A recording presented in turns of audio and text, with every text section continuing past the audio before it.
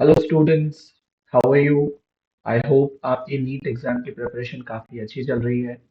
आज जो टॉपिक हम लोग डिस्कस करने वाले हैं वो मेंडेलियन डिसऑर्डर्स कैटेगरी में principles of inheritance and variation जो चैप्टर है उसमें एक इम्पॉर्टेंट टॉपिक को हम आज डिस्कस करेंगे।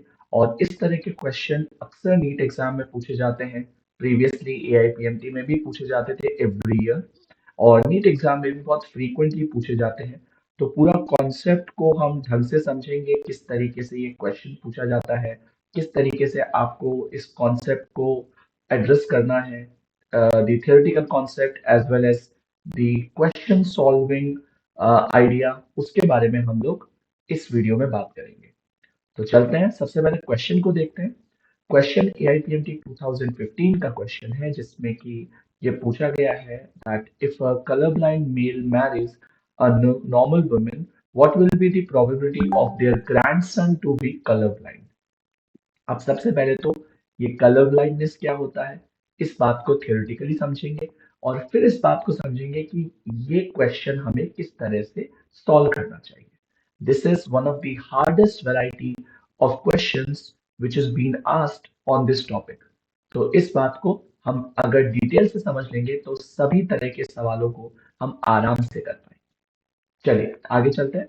सबसे पहले कलर ब्लाइंडनेस का थियोरेटिकल एस्पेक्ट समझने की कोशिश करते हैं। तो आपके सामने यहाँ पर ह्यूमन आई का एक डायग्राम है। ह्यूमन आई जिसके अंदर आप देख सकते हैं कि ये जो पार्ट है, जिसको मैंने अभी अभी एरो से इंडिकेट किया है, this is your cornea.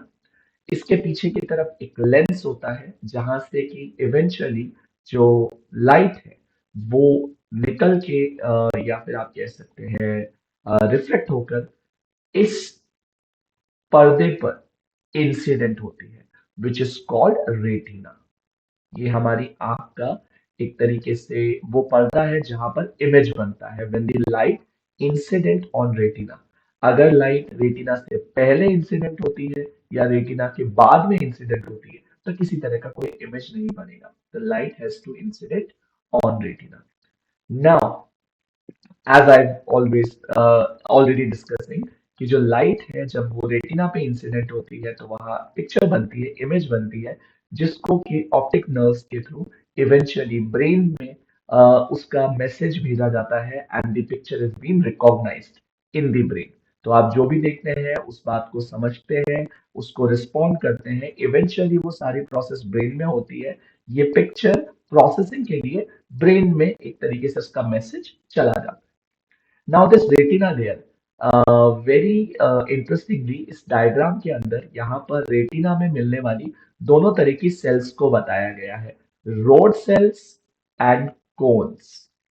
So retina में बेसिकली दो तरह की सेल्यूलर लेयर्स या दो तरह की सेल्स प्रेजेंट होती है। दो तरह की लेयर नहीं, rather within the retina layer there are two types of sales.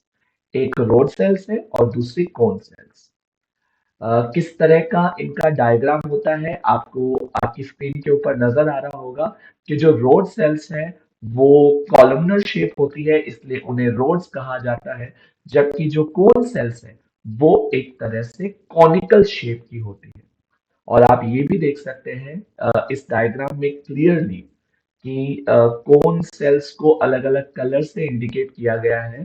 तो बेसिकली रोड सेल्स का क्या फंक्शन है, वो डार्क और लाइट, इसके बीच में हमारी आई को या हमारी ब्रेन को डिफरेंस बताता है, लाइट है या डार्कनेस है। और जो कोन्स है वो डिफरेंट डिफरेंट कलर के अंदर डिफरेंशिएशन बताता है। तो ये जो पिक्टोरियल डायग्राम है ह्यूमन आई का, उस पे भी आप देख सकते हैं कि जहाँ कोन्स बने हुए हैं वहाँ डिफरेंट डिफरेंट कलर्स बने हुए हैं। आप दूसरे डायग्राम को भी ध्यान से देख सकते हैं। और जहाँ रोड है वहां पर ब्लैकिश अपीयरेंस है, यानी वो डार्क और लाइट में डिफरेंस बता।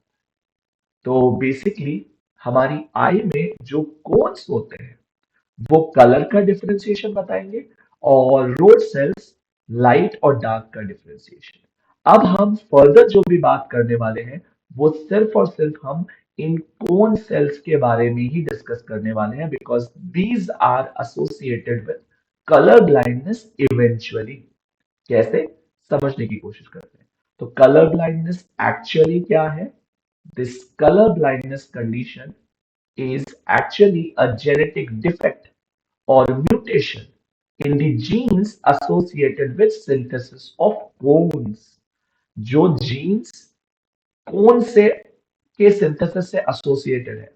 हमारी बॉडी में जितने भी फीचर्स हैं वो कहीं ना कहीं हमारे डीएनए और उनके जो सेगमेंट हैं जीन्स उनसे कंट्रोल होते हैं।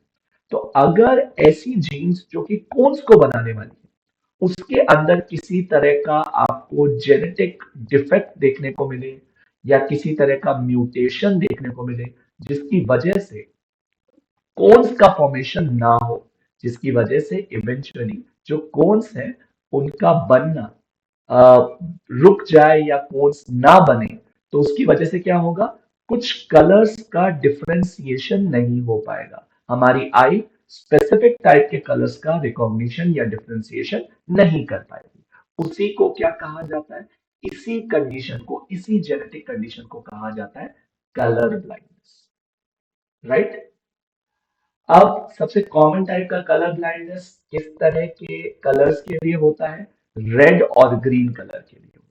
रेड एंड ग्रीन कलर के लिए सबसे कॉमन टाइप का कलर ब्लाइंडनेस देखने को मिलता है।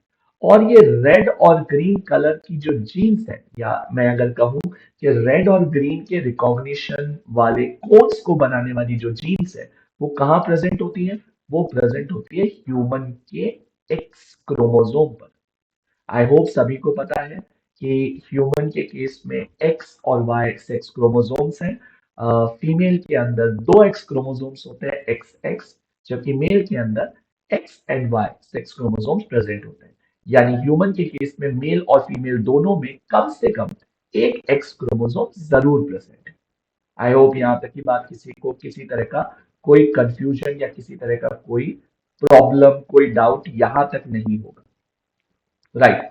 थोड़ा सा आगे चलते हैं, कलर ब्लाइंडनेस के बारे में थोड़ा और समझने की कोशिश करते हैं। तो कलर ब्लाइंडनेस जेनेटिक डिसऑर्डर की एक स्पेसिफिक कैटेगरी जिसे मेंडेलियन डिसऑर्डर कहते हैं उसके अंदर आता है। और अगर मैं और प्रिसाइसली बात करूं मेंडेलियन डिसऑर्डर को भी, उसके अंदर भी जो अलग अलग कैटेगरीज है उनमें से अगर मैं किसी स्पेसिफिक कैटेगरी की तरफ जाऊंगा तो कलर ब्लाइंडनेस एक्चुअली एक एक्स लिंक्ड रिसेसिव डिसऑर्डर है। X linked recessive disorder. तो सबसे पहले तो ये मेंडेलियन डिसऑर्डर क्या होता है इस बात को समझ लेते हैं, और फिर हम यहाँ पर आएंगे कि ये एक्चुअली ये जो एक्स लिंक्ड रिसेसिव डिसऑर्डर के बारे में जो मैं बात कर रहा हूँ वो क्या है, तो फिर हम इसके बारे में भी बात करेंगे। चलिए एक एक करके समझ लेते हैं। सबसे पहले जेनेटिक डिसऑर्डर की दो कैटेगरी। जितने भी बाय बर्थ या जीन डिफेक्ट होते हैं, जीन म्यूटेशन की वजह से जो डिफेक्ट होते हैं, उनको हम दो कैटेगरी में मेजरली कैटेगराइज कर सकते हैं। इनमें से जो सबसे पहली कैटेगरी है उसको कहते हैं मेंडेलियन डिसऑर्डर। मेंडेलियन डिसऑर्डर में क्या होता है? इसके अंदर ये ऐसा डिसऑर्डर है जो एक सिंगल जीन में म्यूटेशन या डिफेक्ट की वजह से देखने को मिलता है। यानी जो भी कंडीशन या जो भी डिसऑर्डर अगर हमें किसी एक सिंगल जीन में होने वाले म्यूटेशन या डिफेक्ट की वजह से देखने को मिले तो उसे हम कहते हैं मेंडेलियन डिसऑर्डर। सो कलर ब्लाइंडनेस भी क्या है? एक्चुअली इसी कैटेगरी का एक एग्जांपल, मेंडेलियन डिसऑर्डर का। और भी बहुत सारे मेंडेलियन डिसऑर्डर के एग्जांपल हो सकते हैं, जैसे कि सिकल सेल एनीमिया, फिनाइल कीटोन्यूरिया, या फिर हम बात कर सकते हैं हीमोफीलिया की, जुवेनाइल मस्कुलर डिस्ट्रॉफी की, सिस्टिक फाइब्रोसिस की। तो बहुत सारे डिसऑर्डर है जो कि मेंडेलियन डिसऑर्डर की कैटेगरी में आएंगे। सेकेंड जो कैटेगरी है उसको कहते हैं क्रोमोसोमल डिसऑर्डर। इस केस में क्या होता है स्टूडेंट्स? क्रोमोसोमल डिसऑर्डर के केस में जो डिफेक्ट या म्यूटेशन होता है वो क्रोमोसोम के एक लार्ज पार्ट में होता है। या तो क्रोमोसोम का स्ट्रक्चरल पार्ट चेंज हो जाएगा या क्रोमोसोम का नंबर बदल जाएगा। इस कंडीशन में जो डिजीज होती है वो और ज्यादा सीवियर होती है, बिकॉज काफी सारे जीन्स का नंबर या स्ट्रक्चर बदल जाता है।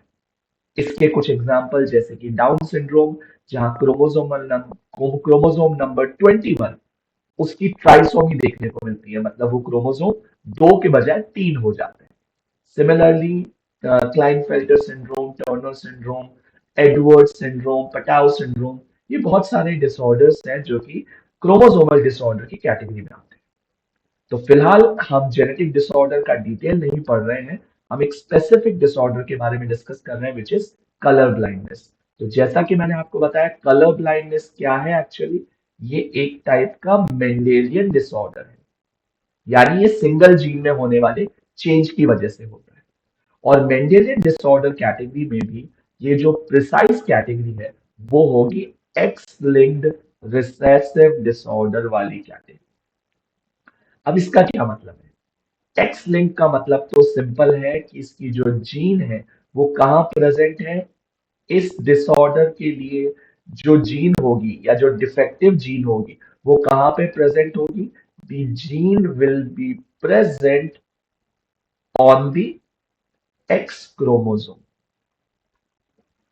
एक्स क्रोमोसोम पे प्रेजेंट होती है। मैंने आपको पहले ही बता दिया है कि रेड ग्रीन कलर की कलर ब्लाइंडनेस सबसे कॉमन होती है और इसकी जो जीन है वो एक्स क्रोमोसोम के ऊपर प्रेजेंट है। सो इसलिए इस डिसऑर्डर को, इस मेंडेलियन डिसऑर्डर को हमने एक्स लिंक कहा। अब रिसेसिव का क्या मतलब है? अगर इस बात को हम समझ गए तो कलर ब्लाइंडनेस का इनहेरिटेंस किस तरह होता है वो हमें पूरी तरह समझ में आ जाए। स्टूडेंट्स, आप सभी को पता होगा कि ह्यूमन की सेल में जितने भी क्रोमोसोम्स हैं वो पेयर की फॉर्म में होते हैं, जिन्हें होमोलोगस क्रोमोसोम्स कहते हैं। हम डिप्लॉयड ऑर्गेनिज्म हैं, तो हमारी हर सेल में मिलने वाले सभी क्रोमोसोम्स डिप्लॉयड हैं, या फिर हम ये कह सकते हैं कि वो पेयर की फॉर्म में प्रेजेंट है। अब अगर क्रोमोसोम पेयर की फॉर्म में है तो उस पे मिलने वाला हर जीन भी पेयर की फॉर्म में हो गया। दो क्रोमोसोम बिल्कुल एक जैसे हैं, पेयर की फॉर्म में है, तो एक क्रोमोसोम पे जो जीन्स मिलेंगे वो दूसरे पर भी मिलेंगे। तो इस तरह से जीन्स भी पेयर की फॉर्म में हो गए, राइट। ये वाली बात आपने क्रोमोसोमल थ्योरी ऑफ इनहेरिटेंस के अंदर भी पढ़ी है। तो सारे के सारे जो जीन्स है वो भी पेयर की फॉर्म में है। ओके, अब अगर डिफेक्ट एक जीन में हो, पेयर में से एक जीन में हो, और आपको डिफेक्ट का फिनोटाइप या उस डिसऑर्डर का अपीयरेंस देखने को मिले, तो ऐसी कंडीशन को हम डोमिनेंट कंडीशन कहते हैं। अगर सिर्फ एक जीन के अंदर डिफेक्ट है और वो आपको देखने को मिल रहा है, तो ऐसी कंडीशन को हम कहते हैं डोमिनेंट। और रिसेसिव कंडीशन कब होगी? जब दोनों जीन डिफेक्टिव हो या म्यूटेंट हो। तो जो भी मेंडेलियन डिसऑर्डर है वो रिसेसिव कब होगा? जब मिलने वाली दोनों जीन्स, एक कैरेक्टर से एसोसिएटेड दो जीन है, ये बात हम ऑलरेडी कर चुके हैं। तो जो पेयर वाली जीन है, इन पेयर्ड जीन को हम पेयर्ड एलील्स भी कहते हैं, एलिलोमॉर्फ।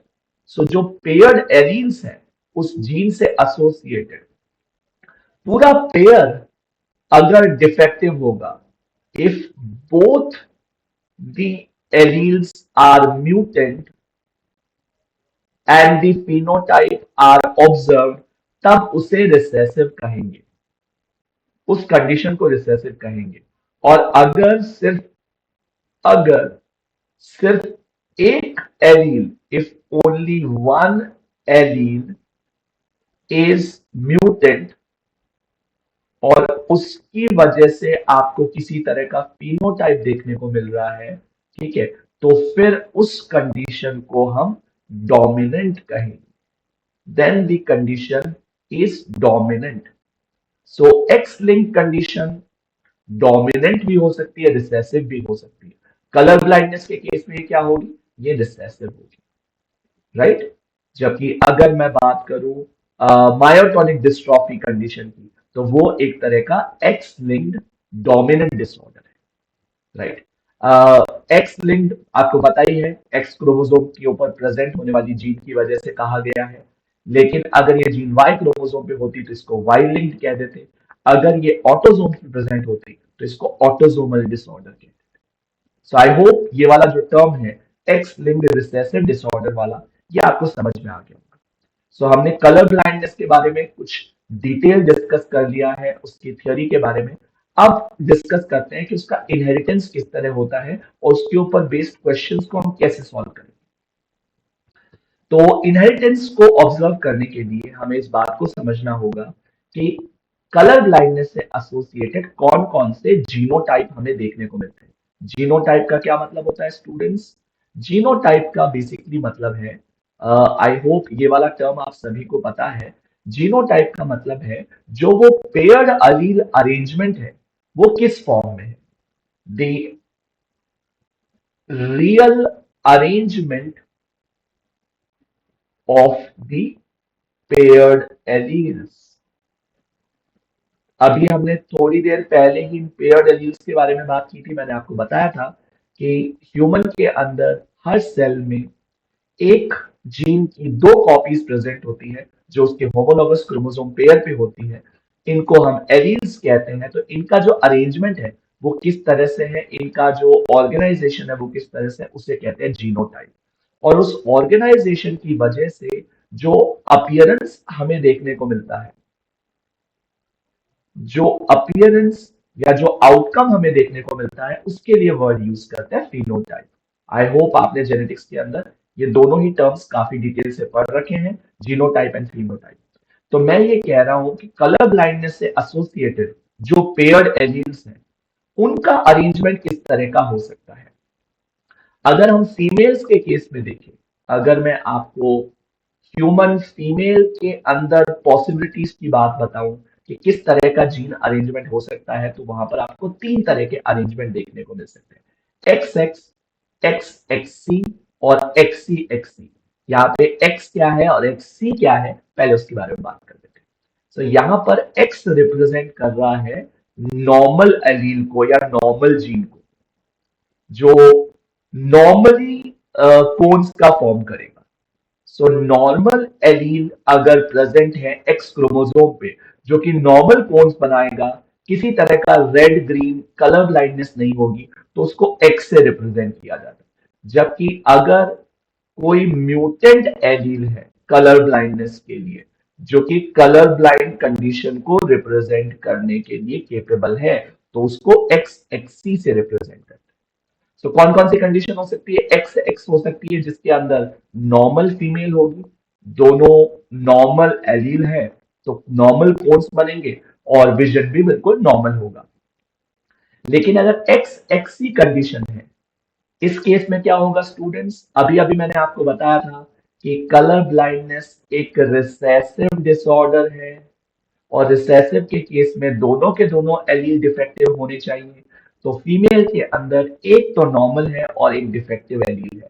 तो इस केस में भी जो फीमेल होगी वो फिनोटाइप वाइज या विजन वाइज उसको जो कलर्स दिखेंगे उस हिसाब से तो वो नॉर्मल होगी, लेकिन वो कैरियर कहलाएगी। कैरियर क्यों? क्योंकि उसके अंदर एक ऐसा डिफेक्टिव एलील है जो नेक्स्ट जनरेशन के अंदर जा सकता है और कलर ब्लाइंडनेस को कॉज कर सकता है। तो ऐसी फीमेल को कैरियर कहते हैं।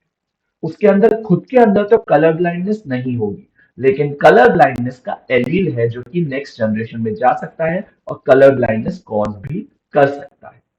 सो इस तरह की कंडीशन सेकेंड जीनोटाइप हो गया फीमेल का एक्स एक्ससी, जो कि कैरियर के केस में कहेंगे। अगर किसी भी क्वेश्चन में आपको नॉर्मल फीमेल लिखा जाता है तो आप एक्स एक्स यूज करेंगे, अगर कैरियर फीमेल कहा जाता है तो आप एक्स एक्ससी यूज करेंगे, और अगर डिजीज या कलर ब्लाइंड फीमेल की बात की जाती है, तो क्योंकि ये रिसेसिव डिसऑर्डर है, फीमेल तभी कलर ब्लाइंड होगी जब दोनों के दोनों डिफेक्टिव या म्यूटेंट एलील हो, एक्सी एक्सी, उस केस में colour blind female. I hope आपको फीमेल के फिनोटाइप समझ में आ गए होंगे। अब मेल के फिनोटाइप के बारे में बात करते हैं। तो ह्यूमन मेल के केस में आपको कौन कौन से फिनोटाइप देखने को मिल सकते हैं? मेल में जो सेक्स क्रोमोसोम होते हैं वो एक्स वाई होते हैं, यानी एक ही एक्स क्रोमोसोम होता है। तो इस केस में या तो मेल नॉर्मल होगा एक्स वाई वाला, या एक्स सी वाई वाला कलर ब्लाइंड मेल होगा। मेल के केस में, मेल इंडिविजुअल के केस में आपको कैरियर जो कंडीशन है, इस बात पे गौर कीजिएगा स्टूडेंट्स, मेल के केस में आपको कैरियर कंडीशन नहीं देखने को मिलती। ऐसा क्यों होता है स्टूडेंट्स? ऐसा इसलिए होता है क्योंकि मेल में एक ही एक्स क्रोमोसोम है। तो अगर मैं आपसे क्वेश्चन करूं कि क्या ये वाली बात सारे एक्स लिंक्ड डिसऑर्डर्स के लिए ट्रू है कि मेल कभी कैरियर नहीं होगा, तो ये बात सही है। This is true for all X-linked recessive disorders. In case of all X-linked recessive disorders in which color blindness is also a case, in case of all X-linked recessive disorders, सारे के सारे एक्स लिंक्ड रिसेसिव अगर मैं disorders की बात करूं तो उसके केस में ये वाली कंडीशन बिल्कुल ट्रू है कि मेल में कैरियर कंडीशन नहीं देखने को मिलेगी। रीजन अगर आपसे पूछा जाए तो रीजन क्या है? क्योंकि मेल में एक ही एक्स क्रोमोसोम है। तो या तो उसके ऊपर जो जीन होगी वो नॉर्मल होगी या फिर वो म्यूटेंट होगी, मतलब वो वाला एलील या तो नॉर्मल होगा या म्यूटेंट होगा। तो इसलिए कोई कैरियर कंडीशन नहीं, या तो नॉर्मल मेल होगा या कलर ब्लाइंड मेल होगा। तो जब भी क्वेश्चन में आपको नॉर्मल मेल कहा जाए आप ये वाला जीनोटाइप यूज करेंगे, और जब कभी भी कलर ब्लाइंड कहा जाए तो आप ये फिफ्थ वाला जीनोटाइप यूज करेंगे। सो आई होप आपको कलर ब्लाइंडनेस की इनहेरिटेंस समझ में आ गई है, उसको कैसे रिप्रेजेंट करते हैं वो समझ में आ गया है, और किस फिनोटाइप के लिए, किस कंडीशन के लिए, normal female, carrier female, colour blind female, normal male, colour blind male, इसके केस में आपको क्या सिंबल यूज करना है, क्या जीनोटाइप यूज करना है, ये भी आपको पूरी तरह से क्लियर हो गया होगा। चलिए जल्दी से आगे चलते हैं और अब इस क्वेश्चन को सॉल्व करने की कोशिश करते हैं। तो क्वेश्चन क्या था? If a colour blind mail Mary's a normal women, what will be the probability of their grandson to be color blind? So parents यहाँ पे कौन कौन से हैं? अगर मैं पेरेंटल जनरेशन की बात करूं तो पेरेंट्स के केस में मेल तो है कलर ब्लाइंड, यानी मेल के लिए मैं लिखूंगा XCY। ये कंडीशन होगी इस मेल के लिए, मेल का सिंबल इस तरह से होता है, राइट। और फीमेल के केस में क्या होगा स्टूडेंट्स? फीमेल नॉर्मल है तो नॉर्मल फीमेल को हम रिप्रेजेंट करेंगे एक्स एक्स से। यहाँ पर नॉर्मल फीमेल है, फीमेल को नॉर्मली, फीमेल के लिए सिंबल ये वाले होते हैं मेल और फीमेल के, राइट। तो इन जीनोटाइप्स को लेके हमें इस क्वेश्चन को सॉल्व करना है। चलिए आगे बढ़ते हैं, इस क्वेश्चन को सॉल्व करते हैं। सबसे पहले पेरेंटल जनरेशन तो आपको पता चली गई है, XCY ये मेल है और इसकी मैरिज हुई है नॉर्मल फीमेल के साथ। मैरिज के बाद में बिफोर दी सेक्सुअल रिप्रोडक्शन सबसे पहले गेमीट्स का फॉर्मेशन होता है। तो यहाँ पर मेल में दो तरह के गेमीट बनेंगे, कौन कौन से स्टूडेंट्स? एक एक्सी वाला और एक वाई वाला। These are the gametes of the male. और फीमेल के कौन कौन से गेमीट्स होंगे? फीमेल के गेमीट्स होंगे एक्स टाइप के, दो बना दिए लेकिन एक्स टाइप एक ही होगा इस कंडीशन से, राइट। अब पहली जनरेशन, इनके बच्चे, फर्स्ट जनरेशन को हम जेनेटिक्स में F1 जनरेशन या फर्स्ट पीरियड जनरेशन कहते हैं, राइट। तो इस फर्स्ट पीरियड जनरेशन को रिप्रेजेंट करने के लिए हम क्या करेंगे? हम यहाँ पे बना देंगे पन्नेट स्क्वायर। किस तरह की जनरेशन बनेगी इस बात को समझने के लिए सबसे कॉमन तरीका या सबसे अच्छा तरीका होता है चेकर बोर्ड या पन्नेट स्क्वायर को बनाओ। इसमें एक तरफ फीमेल के गेमीट लिख दो और एक तरफ मेल के गेमीट, एक एक्सिस के ऊपर फीमेल गेमीट और दूसरे एक्सिस के ऊपर मेल गेमीट्स को लिखो और क्रॉस करके लिख दो। इसका और इसका क्रॉस इस बॉक्स में, तो ये हो जाएगा XCX। इसका और इसका क्रॉस इस वाले बॉक्स में, ये भी हो जाएगा XCX। उसके बाद में इन दोनों गेमीट्स का क्रॉस इस वाले बॉक्स में, तो ये हो जाएगा XY और यहाँ भी XY। तो आपको फर्स्ट जनरेशन में क्या आउटकम देखने को मिला स्टूडेंट्स? आपको फर्स्ट जनरेशन में देखने को मिला कि यहाँ पर F1 जनरेशन में जितनी भी डॉटर्स है, ऑल डॉटर्स, वो तो कैसी हैं? कैरियर है। सारी की सारी डॉटर्स का जीनोटाइप कैसा है? XCX। दोनों डॉटर्स यहाँ पे जो है वो है कैरियर। और सन्स का अगर हम देखें, so all the sons they are normal. Sons है नॉर्मल फर्स्ट जनरेशन में, सन्स है नॉर्मल और डॉटर्स है कैरियर। ये वाली जो बात है, आई होप सभी को यहां तक की बात पूरी तरीके से समझ में आ गई है। सो फर्स्ट जनरेशन तो हमने देख ली, लेकिन क्वेश्चन ने क्या पूछा था? क्वेश्चन के अंदर पूछा गया था अबाउट ग्रैंडसन। और ग्रैंडसन तो नेक्स्ट जनरेशन में होगा। तो F1 से F2 जनरेशन बनाने की कोशिश करते हैं। F2 जनरेशन के बारे में बात करने की कोशिश करते हैं। अब F2 जनरेशन कैसे बनेगी? जनरली F2 जनरेशन जेनेटिक्स के, अगर आपने कभी भी किसी बेसिक क्रॉस को देखा है, तो हमेशा F2 जनरेशन बनती है बाय सेल्फिंग सेल्फिंग और inbreeding of the F1। Selfing और inbreeding of the F1 generation. हमेशा F2 जनरेशन कैसे बनाई जाती है? या तो सेल्फिंग या inbreeding of the F1 generation. इसका क्या मतलब है? इसका मतलब है, सिंपल लैंग्वेज में हम इसका मतलब निकालते हैं कि F1 का मेल उसका क्रॉस करवा दो F1 की फीमेल के साथ। इसको कहते हैं सेल्फिंग और इंटरब्रीडिंग ऑफ द F1। इस तरह बनेगी F2 जनरेशन, राइट? F1 का मेल और F1 की फीमेल। अब प्लांट्स के केस में तो ये वैलिड है, एनिमल्स के केस में भी ये वैलिड है, लेकिन ह्यूमन के केस में तो ये सिबलिंग्स हो गए, ब्रदर एंड सिस्टर हो गए। तो आपको काफी कंफ्यूजन हो रहा होगा कि ऐसे कैसे, इनके बीच में कैसे मैरिज।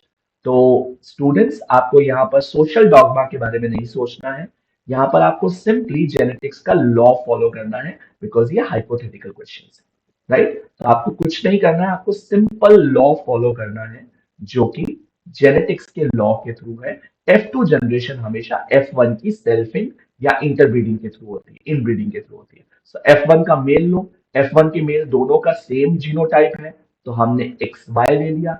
F1 की फीमेल लो, दोनों का सेम जीनोटाइप है, हमने वहां पर भी ये दोनों का सेम जीनोटाइप है, तो हमने एक का जीनोटाइप लिख लिया XCX, मेल नॉर्मल और फीमेल कैरियर, इनके बीच में क्रॉस करवाते हैं।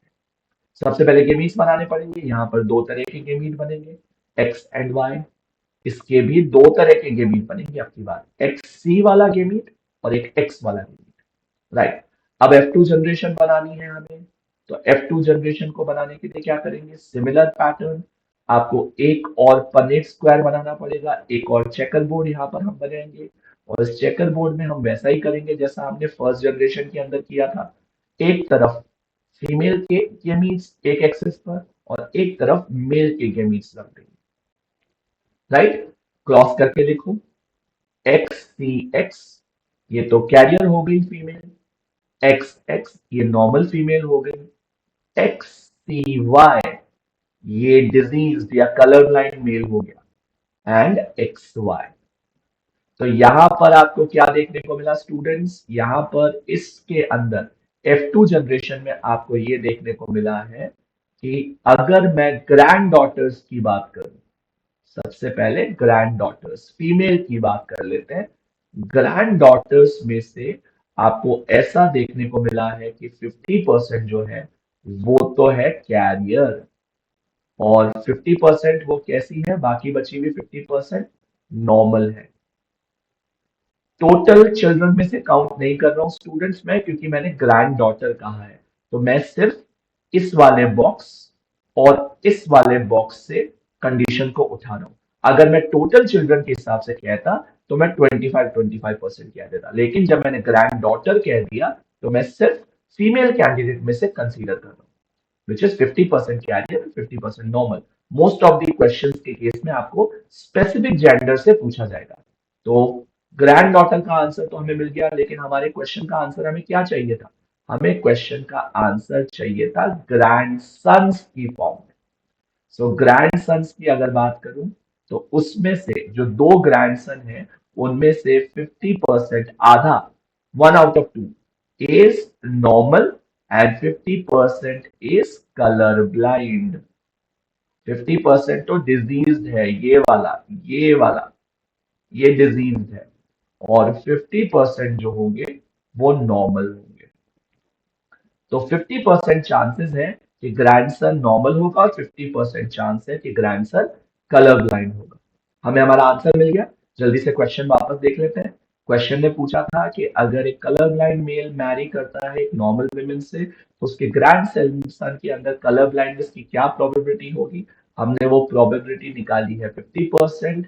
50% को हम 1/2 भी कह सकते हैं या 0.5 भी कह सकते हैं। तो हमारा इस क्वेश्चन का आंसर क्या हो गया स्टूडेंट्स? इस क्वेश्चन का आंसर हो गया option B, which is 50%। Most questions आपसे सिर्फ F1 जनरेशन तक पूछेंगे, लेकिन इस क्वेश्चन ने आपसे F2 जनरेशन तक की चीजें पूछी। तो जैसा मैंने आपको शुरू में कहा था, ये क्वेश्चन, इस टाइप के क्वेश्चन वैरायटी में one of the most difficult question आपसे पूछा गया है। इससे इजियर ही क्वेश्चन होंगे। तो आई होप आपको पूरा का पूरा कॉन्सेप्ट और किस तरह से इन क्वेश्चंस को सॉल्व करते हैं ये वाली बात समझ में आई होगी। इसी तरह के इंटरेस्टिंग डाउट्स के लिए, इंटरेस्टिंग वीडियोस के लिए आप कैरियर वेद के ऊपर बने रह सकते हैं। वी आर अ प्लेटफॉर्म जो कि आपको टोटल नीट के बारे में पूरा बायोलॉजी का सपोर्ट प्रोवाइड करता है, साथ साथ में आपको केमिस्ट्री का सपोर्ट प्रोवाइड करता है। आप कैरियर वेद को गूगल प्ले स्टोर से डाउनलोड कर सकते हैं। ये ऐप की फॉर्म में और वेब पोर्टल की फॉर्म में अवेलेबल है, वेबसाइट भी है। आप वहां जाकर भी हमारे वीडियोस को, हमारी क्लासेस को एक्सेस कर सकते हैं। So keep watching us, keep learning and prepare well for your exam. Thank you so much.